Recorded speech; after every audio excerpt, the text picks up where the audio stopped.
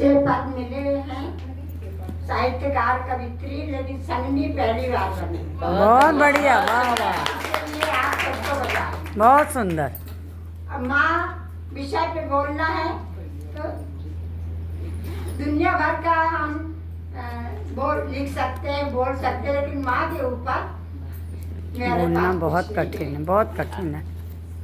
जब मैं 13 साल की थी तभी माँ का निधन हो गया था, पर उनकी कुछ बातें याद हैं और वो मैं बताना चाहूँगी।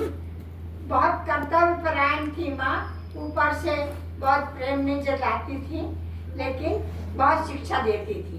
उन्होंने एक शील कथा सुनाई थी। इसके सिवाय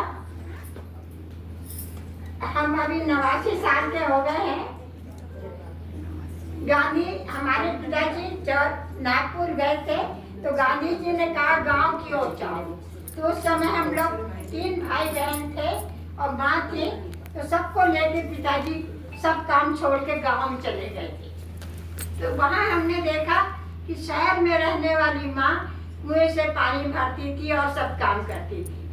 वहाँ हमारे दोनों भाई बहनों का निधन हो गया।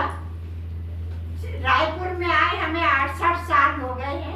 हमारा 68 जन्म जबलपुर में हुआ था। 68 years। तो अभी हमारी बहुत सी छात्राएं हैं जो मुझे बहुत मानती हैं, स्नेह देती हैं। हमारी बेटी भी बहुत हमें सम्मान देती है, लेकिन मैं एक कठोर माँ हूँ या कठोर महिला हूँ, यह मानती हूँ। पर हमारी छात्रा बहुत प्रेम से हमें स्नेह देती है, वो नहीं मानती कि हम कठोर हैं। हमारा अभी हम लोग महासमुंद से आ रहे थे बेटी के साथ, तो हमारा परनाती 1 साल का बहुत दुखी नजर से देख रहा था हम लोग को जाते हुए। और आज से 55 साल पहले हमारे पति का निधन हो गया था। हमारी बेटी 12 साल की थी, तो अब उसकी बेटी की शादी को 40 साल हो गए। तो माँ के बिना हम लोगों का सबसे बड़ा नुकसान क्या होता, मायका खत्म हो जाता है। माँ नहीं रहती थी, तो माँ बेटी की शादी के बाद अब बेटी का घर मेरा मायका है। जब भी सुख दुख होता है कहीं जाती हूँ और वो आती है। तो मैं ज्यादा कुछ कह नहीं पा रही हूँ, इसलिए मुझे माफ करेंगी। आप सब माताएं हैं।